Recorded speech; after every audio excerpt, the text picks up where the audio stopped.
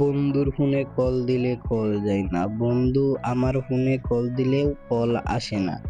একটাই সমস্যা গাইস, প্রায় 100 থেকে 50% লোকেদেরই এইরকম সমস্যা। আজকের ভিডিওতে আপনাদেরকে দেখাবো কি করে ইমোটা রিকভারি করবেন, মানে আপনার বন্ধু কল দিলে আসবে, আপনার বন্ধুর ফোনে কল দিলেও আপনার বন্ধুর ফোনে কল যাবে।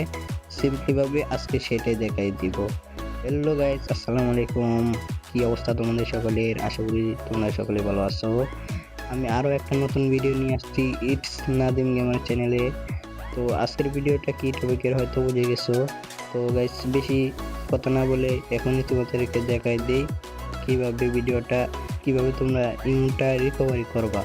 চলো দেখাই দিই। রিকভারি করার জন্য আপনাদের সিম্পলি মোবাইল স্ক্রিনে চলে আসতে হবে। আসার পর ইমো অ্যাপ্লিকেশনটির ভিতরে ঢুকতে হবে। ঢোকার পর আপনার সাইডে আপনারা প্রোফাইলে যাবেন। প্রোফাইলে যাওয়ার পর সিকিউরিটি অ্যান্ড প্রাইভেসি 2 নম্বরে যে সিকিউরিটি অ্যান্ড প্রাইভেসি এই জায়গায় একটা চাপ দিবেন। চাপ দেওয়ার পর একটু উপরে যাবেন, যাওয়ার পরে এখানে দেখতে পারবেন কল। এই জায়গায় কলে একটা চাপ দিবেন।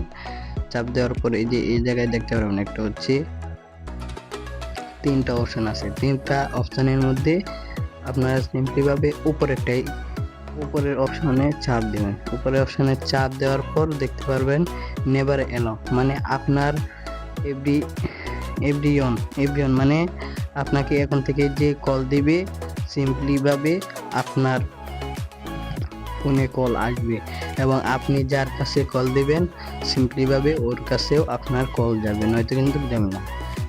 আশা করি আজকের ভিডিওটা দেখে সম্পূর্ণ ভিডিওটা বুঝতে পারছেন।